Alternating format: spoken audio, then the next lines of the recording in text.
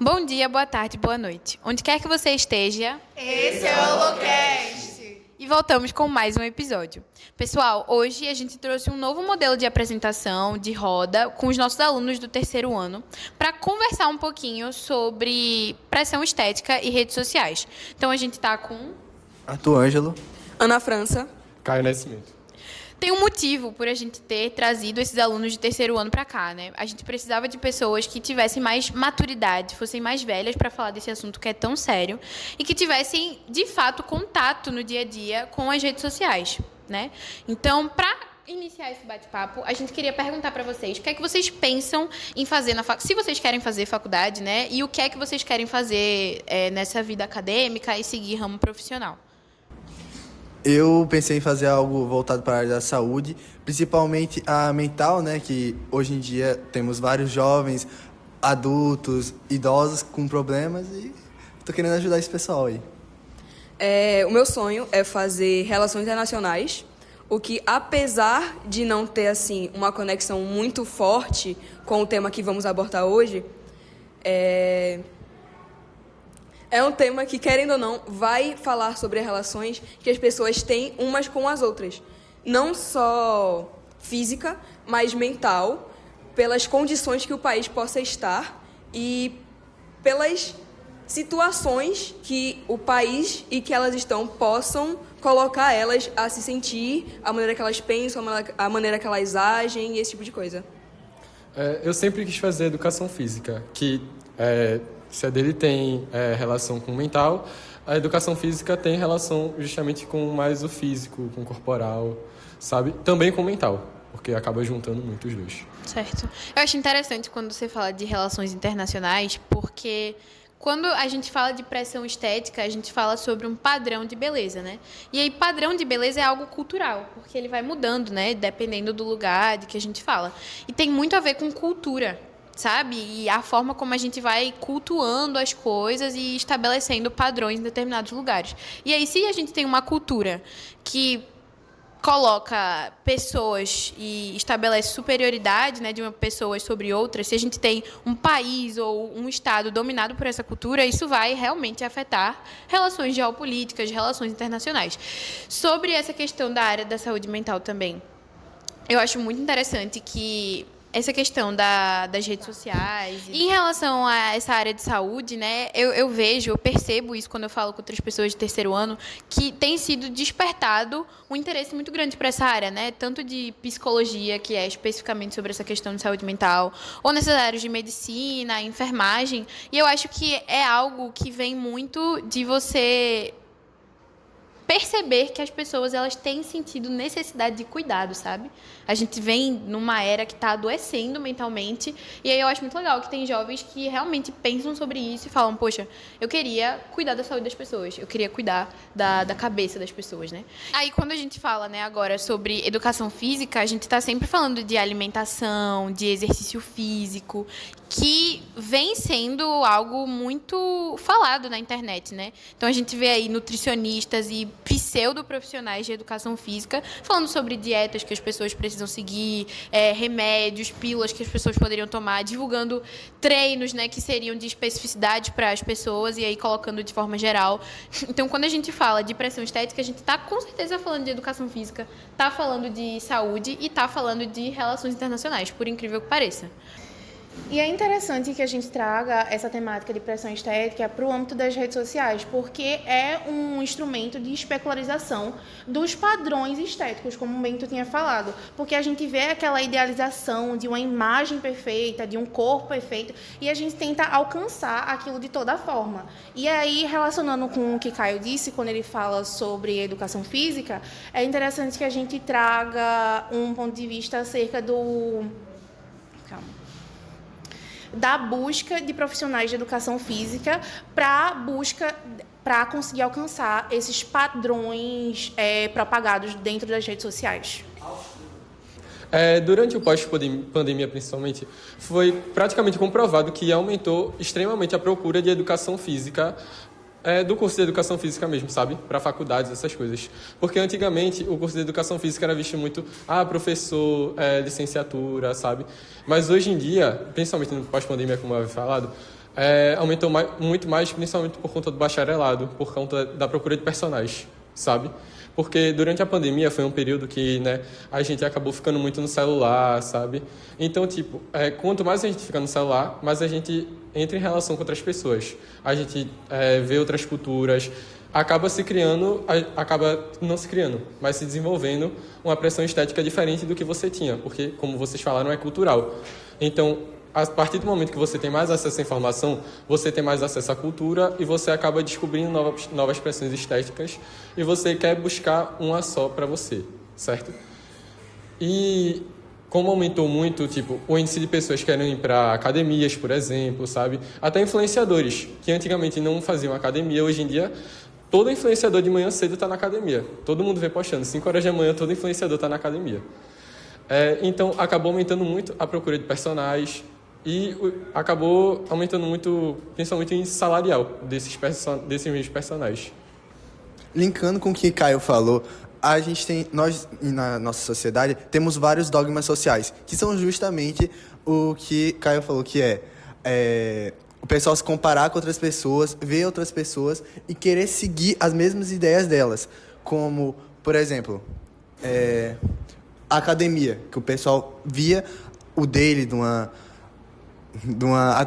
influenciadora, ia lá, olhava e falava, interessante, vou começar a seguir e vou mudar meu estilo de vida. Como a gente já estudou na sociologia, Durkheim, ele fala dos atos sociais, que a gente sempre vai ser ligado a alguém e alguém sempre vai nos influenciar diretamente ou indiretamente. E é isso aí. E sobre essa questão de, tipo, tá todo mundo agindo da mesma forma e procurando seguir, né, padrões, eu consigo enxergar muito isso no meu dia a dia e, tipo, no dia a dia das minhas amigas mesmo, assim, tipo, eu não vejo mais a galera tirando foto sem filtro, assim, tipo, a pessoa entra no Instagram e já bota filtro. TikTok, já bota filtro. Eu não sei se é assim com vocês também, mano, mas, sei lá, vai gravar uma dancinha do TikTok, todo mundo usa filtro. Daqui a pouco a gente não vai mais conseguir reconhecer o nosso rosto normalmente nas redes sociais. Já tem o filtro quando você abre ele. Real. E beleizamento. Quando você instala o aplicativo, automaticamente ele já entra com o filtro de maquiagem, tá ligado? Eu acho isso bizarro. E aí, tipo, quando você fica tão acostumado a ver a sua imagem, tipo, daquela forma plastificada, dentro do filtro, e você volta pro mundo real e vê a sua imagem no espelho da forma como ela é, né? Com marcas, com textura, que é como a nossa pele é de fato, você fica tipo, poxa, eu queria muito voltar para como eu tava no TikTok. E aí, eu acho que é aí que surgem esses milhares de procedimentos estéticos que a gente tá vendo aparecer, né? Esses adolescentes mesmo que gravam um vídeo de dancinha no TikTok, influenciadoras, mirins. Tipo, eu não sei nem se eu posso falar o nome aqui, mas eu vou mencionar não, né? Ou pode? Não, fala melhor não. Melhor não, né? Mas enfim. Enfim, essas adolescentes, elas vêm fazendo muitas cirurgias estéticas, tanto corporais, tanto faciais, né? Então, colocando botox, colocando silicone, colocando preenchimento labial. E aí eu fico impressionada como a gente normalizou esse tipo de coisa, de procedimento estético, e da gente, tipo, tirar os nossos próprios traços em detrimento dessa padronização. Levando aqui para a questão de relações internacionais, quando a gente volta um pouco a imagem que a sociedade tinha das outras pessoas, a gente pode pegar as estátuas que eram feitas na Roma, na Grécia, que os corpos sei lá, quando alguém ia fazer a representação de Afrodite, era sempre uma estátua que tinha um corpo mais cheinho, umas curvas a mais, porque era meio que o padrão daquela época, de fertilidade daquela época. E quando a gente vem para hoje em dia, ainda um pouco mais fora do Brasil, né? Quando a gente vai para os grupos da Coreia, principalmente a Coreia do Sul, né, de K-pop, a gente vê que eles têm padrões muito diferentes do que eu acabei de falar, desse negócio de Roma e Coreia, né? De Roma e Grécia, no caso. Tanto que viralizou esses dias o vídeo de uma idol de K-pop, não vou lembrar agora o nome do grupo, mas que ela era muito magra, ela tinha os ossos todos aparecendo, era dessa finura. A menina virava de lado, a menina sumia. Ela virava de lado, não dava mais pra ver ela, basicamente, porque é uma estética muito, muito presente nesses países asiáticos. Isso prejudica não só o país em si, mas as próprias pessoas. E levando também esse negócio dos filtros, às vezes são filtros que não mudam basicamente nada. Eles literalmente só tiram a textura que você tem na sua pele E é uma coisa tão pequena, mas que faz uma diferença tão grande que, como você falou, quando você vai se ver na vida real, parece que você é uma pessoa totalmente diferente. E aí, sobre essa questão que tu falou, né, do K-pop, dos idols, o principal público que consome, né, essas músicas e esses clipes são, eu imagino, crianças e adolescentes. E aí você acaba, tipo, pensando, caramba, essas crianças estão entrando em contato tão cedo com esse tipo de padrão estético, e aí acaba rolando uma comparação que é inevitável, né? Porque, pô, a criança olha pra TV, vê uma coisa, aí ela olha pro espelho e ela se depara com o corpo dela, e pensa, poxa, por que eu não tenho um corpo igual dessas meninas, né? E aí eu acho que acaba rolando essa questão de você querer buscar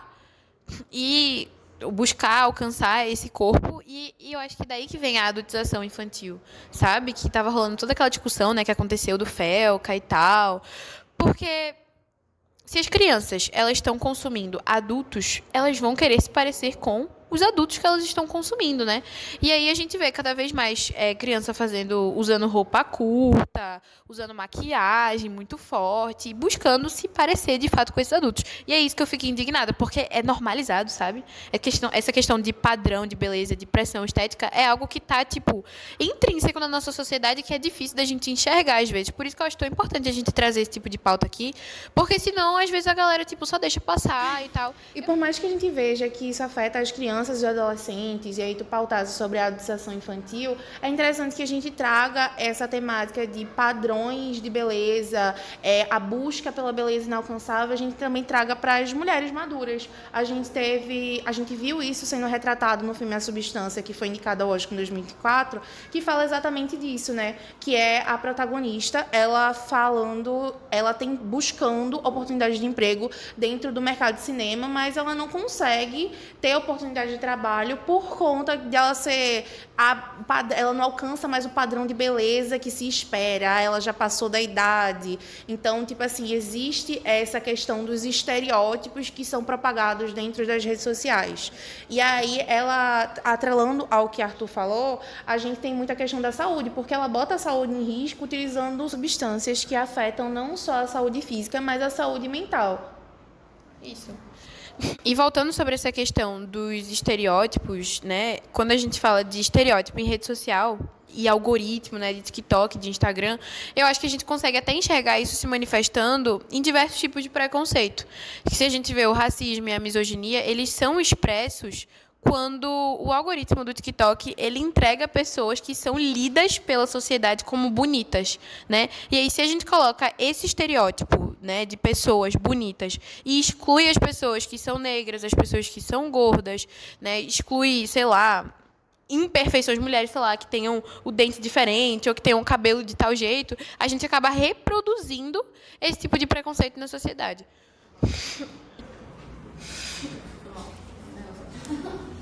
Essa busca pela perfeição já vem desde quando a gente é muito novo, porque todo mundo sempre implica que, não, você não pode se vestir desse jeito, você tem que ser assim, assim e tal. E sempre vem retratando várias e várias e várias vezes, até que a pessoa se vê perdida naquele meio e não tem mais volta, né? A pessoa se perde.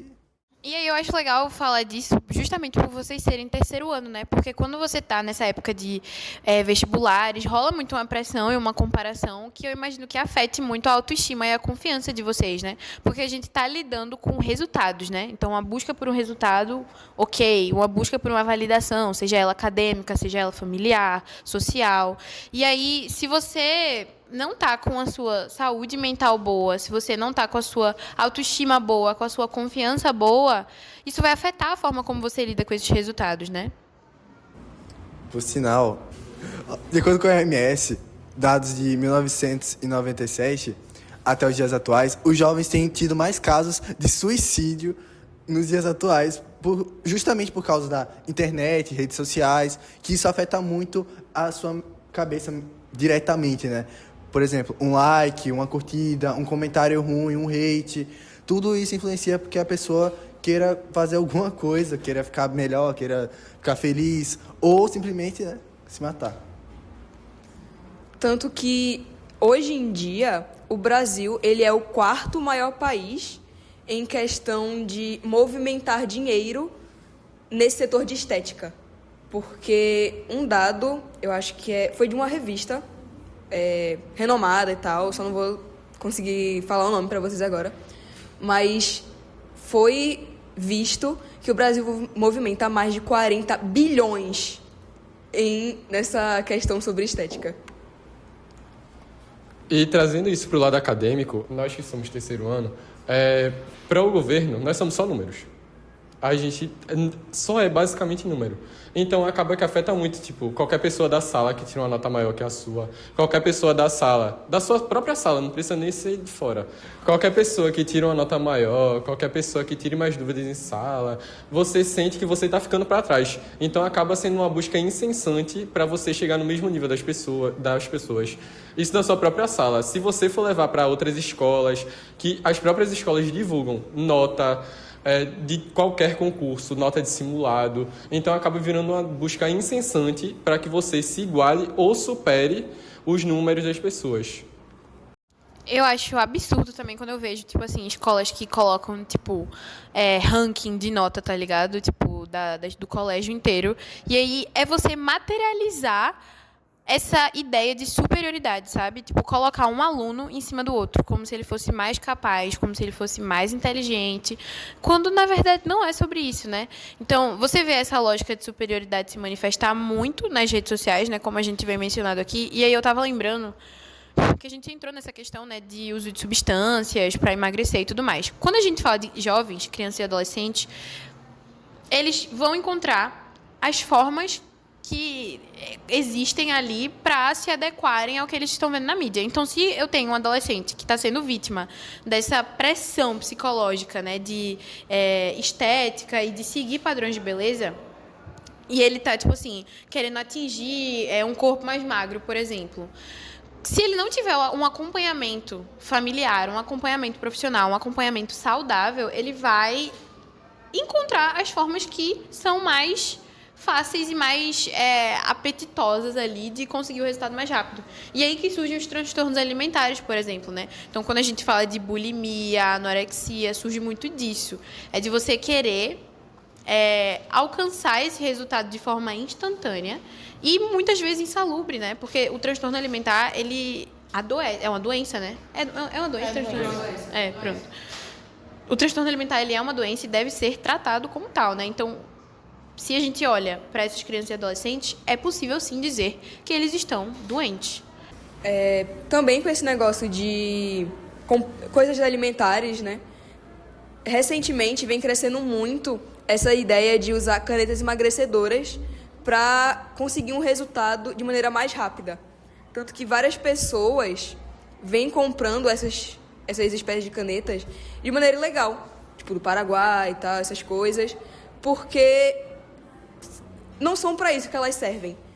A grande maioria serve para doenças como diabetes, que aí cortam o açúcar, que aí realmente faz a pessoa emagrecer, mas não é o propósito, é um efeito colateral, não é algo que a pessoa realmente esteja buscando ao usar essas canetas emagrecedoras da maneira correta.